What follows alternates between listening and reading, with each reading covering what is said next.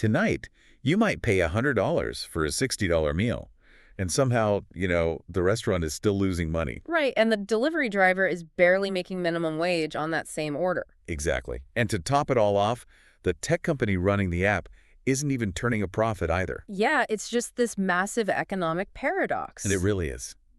But, you probably aren't thinking about macroeconomic unit economics right now. Definitely not. Not when you're hungry. Right. It's late.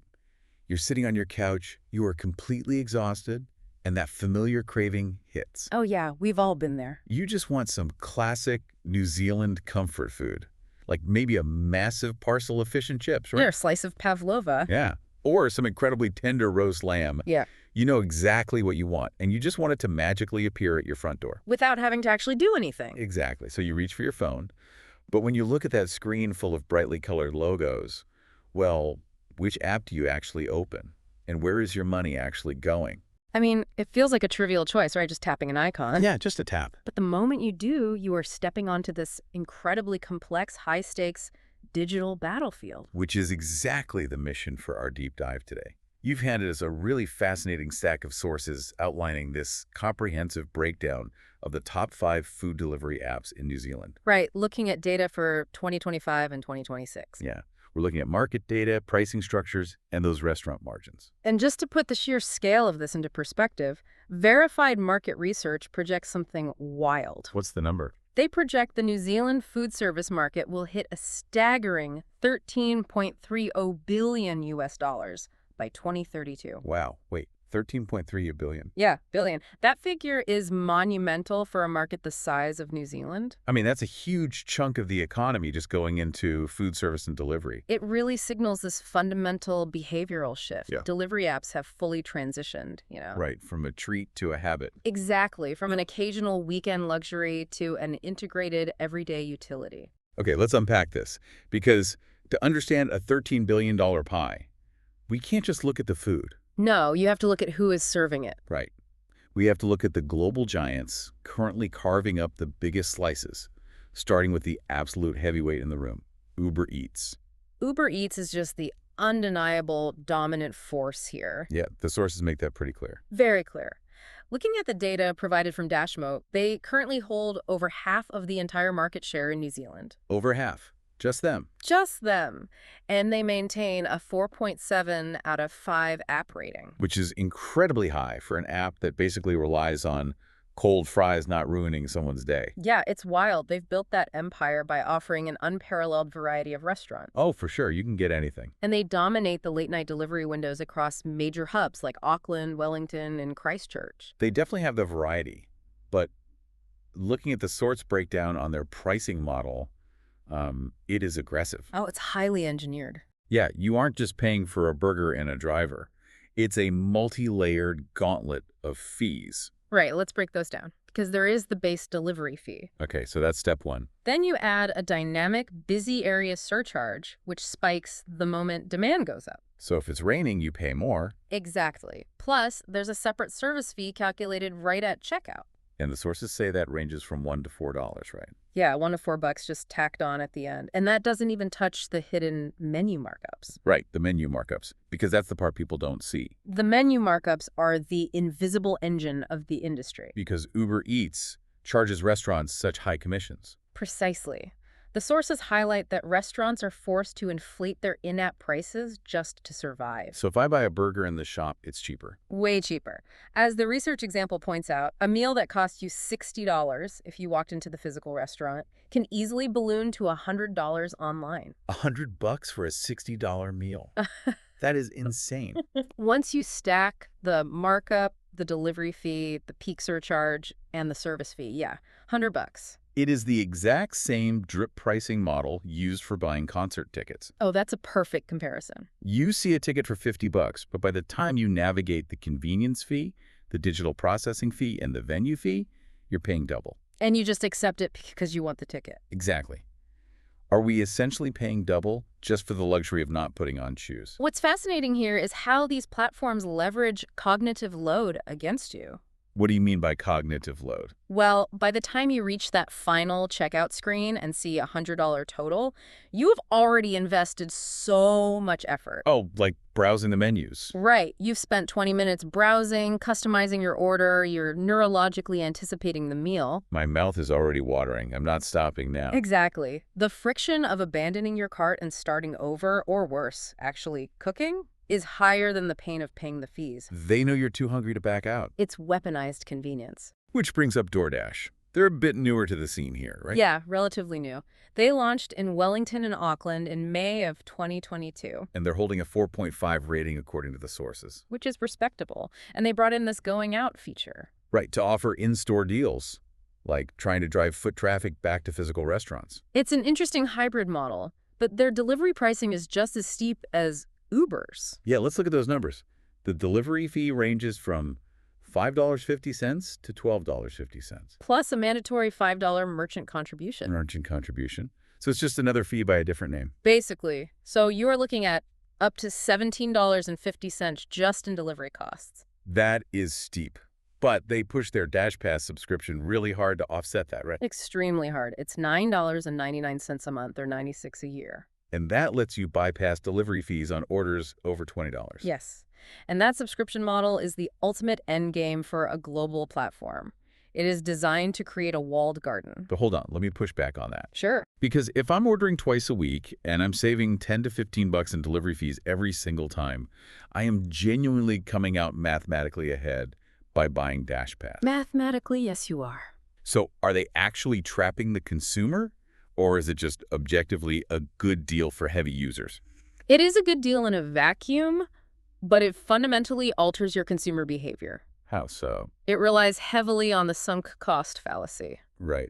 Because I've already paid the 96 bucks. Exactly. Once you pay that upfront $96 for a year of DashPass, you feel compelled to get your money's worth. Oh, I totally do that. I'm like, I have to use this. And what happens? You completely stop comparison shopping on other apps. Yeah, I guess I do. You stop checking if the restaurant has a cheaper direct order website. You become blind to those inflated menu markups we talked about. Because my brain is solely focused on the dopamine hit of the free delivery. Precisely. Hmm. They are willing to lose a little money on the delivery fee to guarantee they capture 100% of your takeout budget. Wow. You're right. Once I buy a subscription, I literally delete the competing apps from my phone just to declutter. Most people do. So if the global giants are essentially monetizing our laziness through these complex fees and subscription lock-ins, there has to be a market vulnerability there. Oh, definitely. People get frustrated. Right. So is anyone exploiting that frustration? Yes. And this is where the New Zealand market shows its unique character. Tell me about it. Local platforms are actively weaponizing price transparency against the global giants. Oh, I like that. Weaponizing transparency. And they are winning fierce consumer loyalty because of it. Let's look at Delivereasy then, because they fit that bill perfectly. They absolutely do. It's a homegrown platform strongly established in Wellington and Christchurch. And the data shows something crazy. They hold a perfect 5 out of 5 app rating. Yeah, that's just unheard of. Anyone who has ever looked at an app store knows how statistically impossible a perfect 5 is. Especially in logistics where a million things can go wrong. Yeah. Traffic, cold food, missing items. Exactly. Yeah. But their defining feature is what happens at checkout. There is no separate service fee. It is a totally different psychological approach. So how do they make money then? Delivereasy charges a standard delivery fee, usually between $6.99 and $10.99. Okay, pretty normal. And they allow restaurants a 20 to 30% markup on the menu items. So the markup is still there. It is. But they absolutely refuse to tack on a surprise service fee at the very end. Which is huge for the user experience. Mm-hmm. And they also lean into heavy user acquisition, tossing out promo codes like newbie for $10 to $15 off the first order. Yeah, they want you to experience that frictionless checkout. Here's where it gets really interesting, though. Okay, let's hear it. Because if you do the math, a 20 to 30% menu markup might end up costing you the exact same total amount as an Uber Eats order. Yep, the final dollar amount is basically identical. But the ratings tell a completely different story. 5 out of 5 versus 4.7. So are Kiwis choosing Delivereasy out of civic pride to support local business? Or is it simply the psychological relief of not being hit with a surprise service fee right at checkout? While supporting a local business is definitely a factor, Behavioral economics points heavily to the latter. A lack of surprise fees. Yes. Consumers viscerally despise the bait and switch. Oh, I hate it. It ruins the whole experience. Right. When you select a burger listed at $15, you build a mental contract. You're like, okay, I'm spending $15 plus delivery. Exactly. If a vague service fee suddenly appears on the final screen, it feels punitive. Yeah, it feels like a penalty for using the app. Even if Delivereasy prices that same burger at $18 up front due to the markup. Oh, I see. Precisely.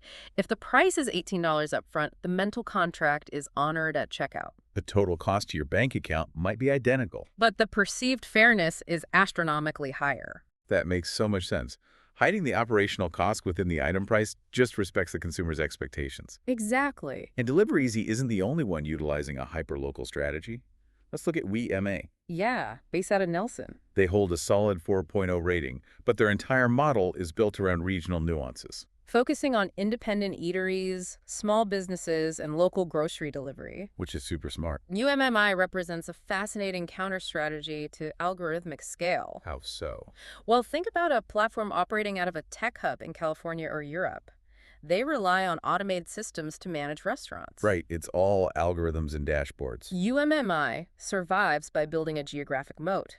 They forge direct, offline relationships with local cafe owners and butchers. Oh, like actual human relationships. Exactly. Relationships that a massive global algorithm simply cannot replicate or automate. They become ingrained in the community infrastructure. Which builds incredible resilience in that specific region. Okay, so we had the global heavyweights extracting maximum value through subscriptions, right? Yep. And we have the local defenders building community moats with transparent pricing. Exactly. But what if you want something highly specific? Let's say you want authentic Asian cuisine. And, well, you also want to book a vacation at the exact same time. Huh. Yeah, that takes us out of traditional food delivery entirely. A whole other thing. You're moving into a highly specialized ecosystem. You are talking about EE, sometimes known as Easy Eats. So this app is wild to me. It's very different. The sources show EASI holding a 4.3 rating, and they dominate a massive niche. Asian cuisine. Yes, boasting an inventory of over 25,000 restaurants. That is massive scale. They offer multi-language support, loyalty clubs, and zero service fees to the customer. Zero service fees. That's a huge draw. But the real hook is that they aren't just delivering dim sum. No, they do so much more. You can order groceries, reserve tables at physical restaurants, and actively book travel through the app. Which sounds disjointed until you understand the model. It's like a Trojan horse. They use cheap delivery to get inside your phone, and then suddenly they are your travel agent. If we connect this to the bigger picture, EASI is executing the super app business model. The super app. I've heard that term. This architecture is profoundly influential in Asian tech markets, Right. pioneered by giants like WeChat or Grab. But you don't really see it in the West. It is rarely executed well in Western markets. The fundamental strategy is cross-subsidization. Okay, break that down for me. How does the super app cross-subsidize? Think about the frequency of your digital habits. How often do you book a hotel or a flight? Maybe twice a year. Right. It is incredibly expensive for a travel company to acquire you as a customer for that one transaction. Sure. Marketing, ads, all of that. But how often do you order dinner? Easily 2 or 3 times a week. Exactly. Food delivery is a high-frequency, low-margin business. Meaning you do it a lot, but they don't make much money per order. Yes.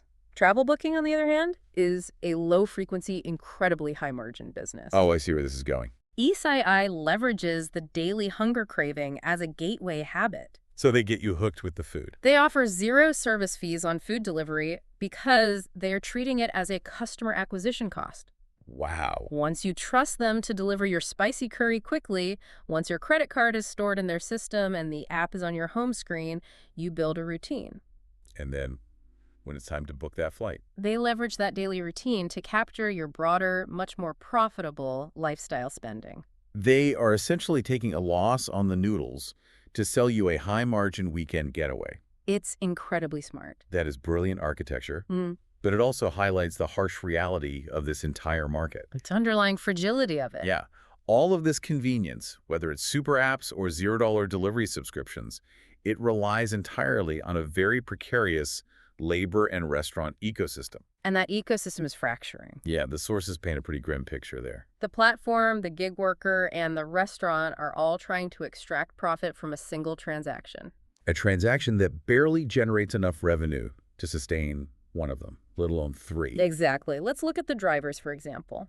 The data outlines that earnings hover around $20 an hour for Uber Eats. And between $18 and $22 an hour for Delivereasy. But we know from broader gig economy analysis that algorithmic wage structures are designed to match supply and demand dynamically. Right.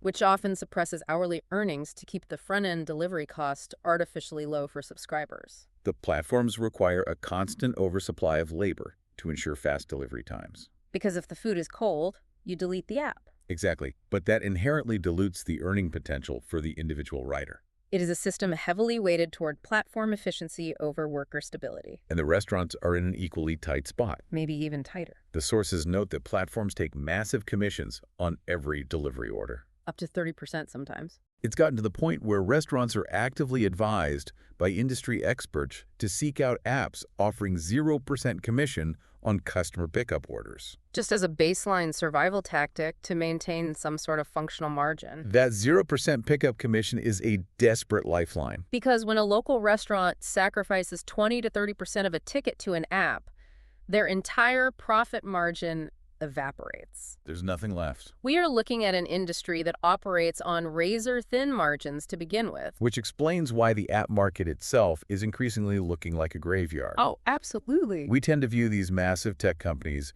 as invincible monoliths, But they're not. No.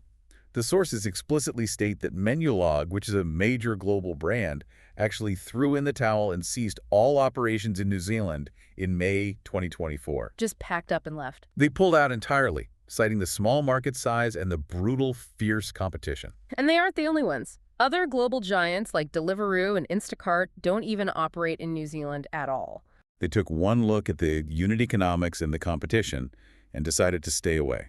This raises an important question. What's that? Is that $13.3 billion industry projection for 2032 actually sustainable? Or is it a localized bubble? That's a scary thought. What we are witnessing isn't necessarily a profitable industry operating smoothly. It is a prolonged battle of attrition.